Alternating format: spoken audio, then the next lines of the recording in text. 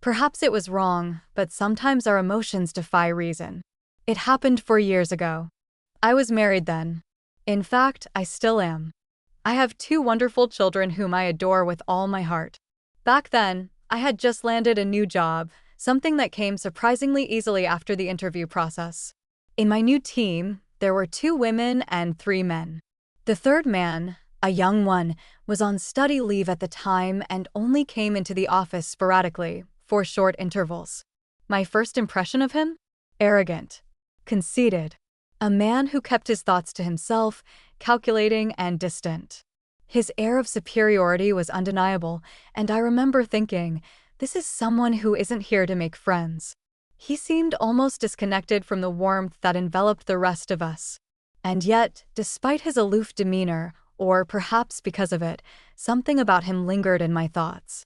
Time passed, and gradually I became part of the team.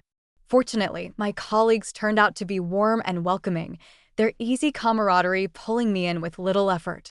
Even the man I had initially deemed arrogant was not as aloof as I had first thought. I like to think I have a good sense of people, yet this time my first impression had been wrong. Or maybe it was simply because, somewhere along the way, a spark ignited, small, almost imperceptible, but unmistakably present. He became someone I enjoyed talking to more than I had anticipated. At what point does the shift happen? When do people begin to gravitate toward each other on a subconscious level? I fear it's impossible to pinpoint, much less explain. One moment, the conversation is casual and distant, and the next, you're drawn in deeper, as if your words are no longer your own. With each exchange, we talked more and more, until I found myself caught in the subtle but inescapable pull of an emotional undertow. What had started as light conversation began to carry a weight I hadn't anticipated, and though I sensed the danger, I couldn't help but wade further in. And then it escalated. Gentle touches, seemingly accidental, casual, but deliberate nonetheless. Compliments, words exchanged with increasing intimacy, and slowly, the realization dawned. He was my person dash, someone who felt right in every way, except for the time and place. It was as though fate had played a cruel trick, bringing him into my life when it was already full of commitments and responsibilities, but empty of something I hadn't even known I was missing. Long conversations followed, messages exchanged late into the night. At first, they were about nothing, small talk, everyday matters, but soon they evolved into discussions of everything, things that mattered, things that stirred the heart. His words revealed a man with an admirable sense of right and wrong, a person with a solid moral compass. But even he, despite his principles, couldn't resist the pull of emotion that had grown between us. The responsibility for what blossomed between us was entirely mine. I was the one who crossed the line, who took the first step into the unknown. By every moral standard, by every rule of society, I couldn't and shouldn't have allowed it. But I have no regrets, and I never will. The kind of emotions and connection I experienced with him, so deep, so profound, touching every part of my soul and body, comes only once in a lifetime, if you're lucky. I'm grateful to fate for bringing him into my life, even if it was destined to be brief.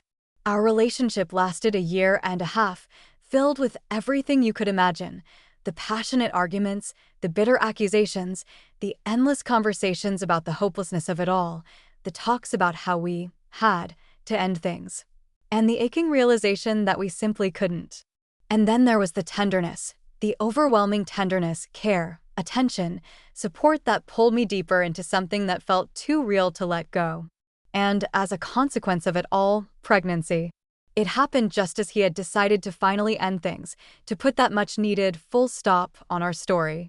Fear surged through me, but not surprise. I say as a consequence because, in this modern world, it's easy enough to protect oneself from an unwanted pregnancy. But deep down, I knew why this new life had begun inside me. I had wanted it with every part of my being. It was my unspoken desire to fully belong to him, to tie myself to him in a way that couldn't be undone. But then reason returned. And with it, the cold, hard reality. We ended everything, including the life of the child we would never meet. Because it wasn't allowed. Because no one would understand. Because I am married and I have 2 children. And because of 100 other reasons. He couldn't allow himself, or me, to destroy all of that, to bring misery to people who had done nothing to deserve it. So he stepped aside. What followed were tears, resentment, and unbearable pain. And then there was my husband. I told him everything. It hurt him deeply, as I knew it would. The accusations, the bitterness poured out. Yet, amid it all, he looked at me and said, "I knew. I felt it, that you had long belonged to another man." He forgave me, though I could see the wound I had left on his heart, a wound that might never fully heal. I believe he would have even accepted the child if things had turned out differently, if I had chosen to keep it. But I couldn't. I knew that by doing so, I would forever bind myself to the father of that child, while staying at my husband's side. It was a weight I couldn't bear, a life lived between 2 men, one in body, the other in spirit. With time, I'm certain that everything, this whirlwind of emotions, this guilt, will fade into insignificance. It will seem small compared to what I did, compared to the choice I made. I know I will regret it. Deeply. The passage of time won't erase that. When my children are grown, when the noise of the present quiets and all I'm left with are the echoes of my past, I'll remember.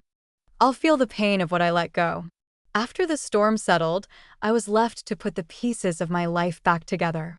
We put an end to it, him, me, us. We made it final.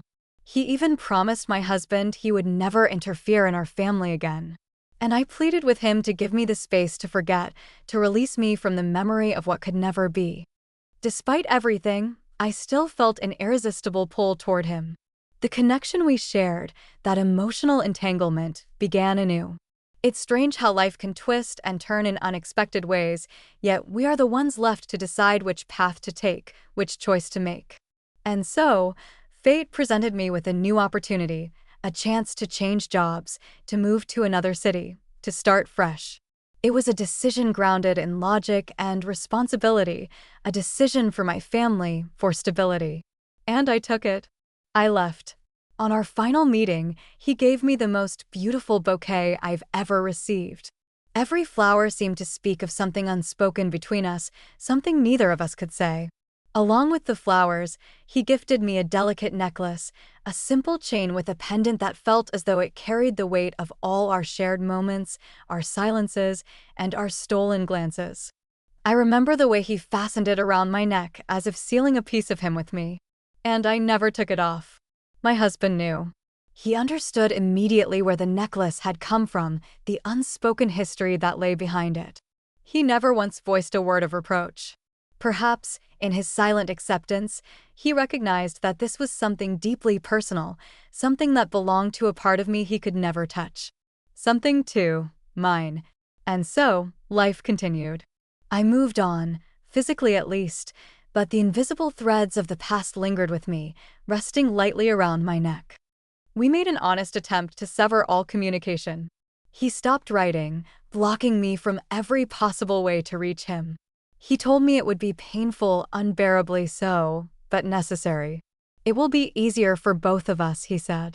Easier? Perhaps. But the ache of absence weighed heavy on my heart. I convinced myself that he wouldn't remember my birthday, that there would be no message, no reminder of what once was. But he didn't forget. On the morning of my birthday, a courier arrived at my door, carrying the most stunning bouquet of flowers, their scent filling the air with bittersweet memories. There was no note, no signature. But I knew. Of course I knew. It could only have been from him. The way he spoiled me with such gestures, how he knew my love for beauty in its simplest forms, he never missed a detail. The absence of his name on the card was no accident. It was a deliberate silence, as if the flowers themselves whispered what he couldn't say. I had taken all the things he had given me when I moved. Each gift, each token of our time together, surrounded me like silent witnesses to the bond we shared. A necklace, a book, a framed photograph, reminders of a love that still lingered in the corners of my life, though he was no longer there. His absence was deafening, yet in those small details, he was still present. I found some strange comfort in holding onto those objects and creating a little sanctuary of memories. They became my way of keeping him close, even when he chose silence. His presence, though distant, was still palpable, and I couldn't bring myself to let go.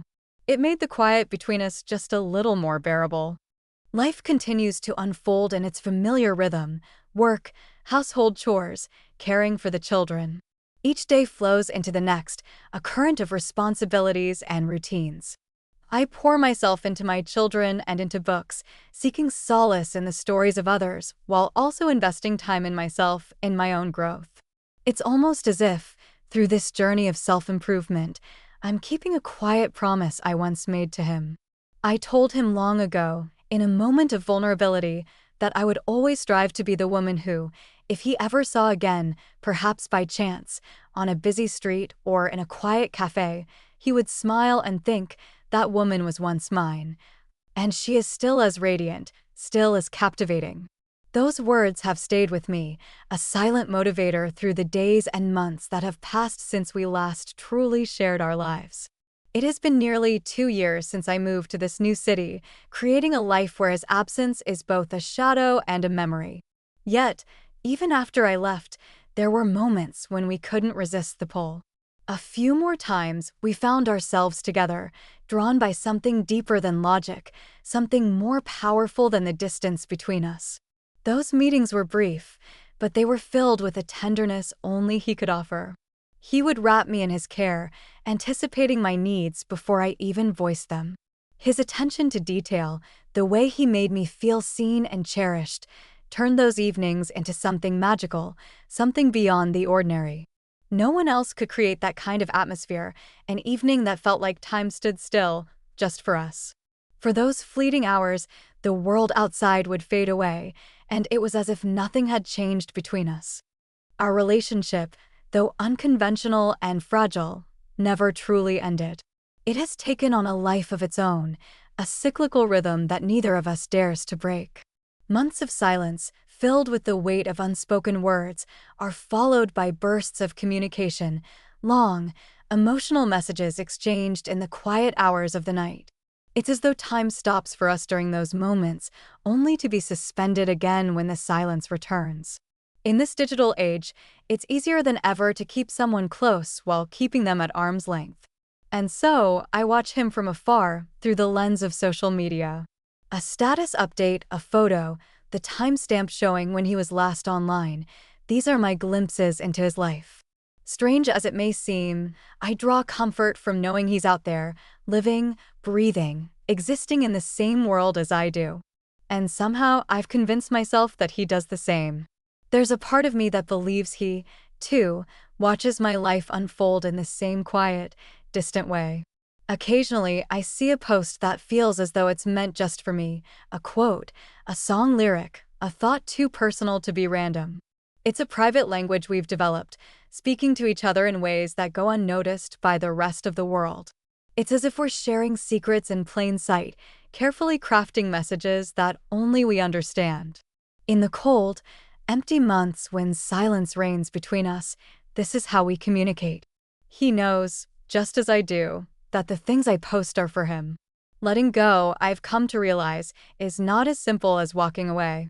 It's the slow, aching realization that your soul is still tied to someone else, no matter how far apart your lives have drifted. Every memory, every fleeting thought of him still burns with the same intensity as it did in the beginning. And so, the tether remains, invisible yet unbreakable. Despite the rational part of me knowing that we may never truly be together, the emotional side refuses to sever the bond. There is a comfort in the uncertainty, in knowing that while we are not physically close, we are still connected in some way. Life moves on, days blend into weeks and weeks into months, but the connection never fades. It remains, quietly pulsing beneath the surface, alive in the digital ether that binds us. We speak through status updates and carefully chosen words, through photos and captions that carry hidden meanings. I know he feels it too, even if we never speak of it aloud. It's a strange kind of relationship, one that defies the rules of time and space, but it is ours. We are tethered to one another in ways that are both painful and comforting, bound by a love that exists in the spaces between silence and speech. There are moments when I wonder if we'll ever truly be able to let go. Perhaps not. Perhaps some connections are too deep, too intertwined with our very beings, to ever be fully severed. Maybe we're destined to continue this dance for the rest of our lives, drawn to each other, repelled by circumstances, yet always circling back. In the end, though, maybe that's enough. It's not the kind of love that people write epic novels about or sing grand ballads for, but it's real. It exists in the smallest gestures, in the unspoken understanding between two souls who can never quite let go. And perhaps, in the quiet corners of our hearts, we both know that this is how it will always be, a love that never dies, but also never truly lives.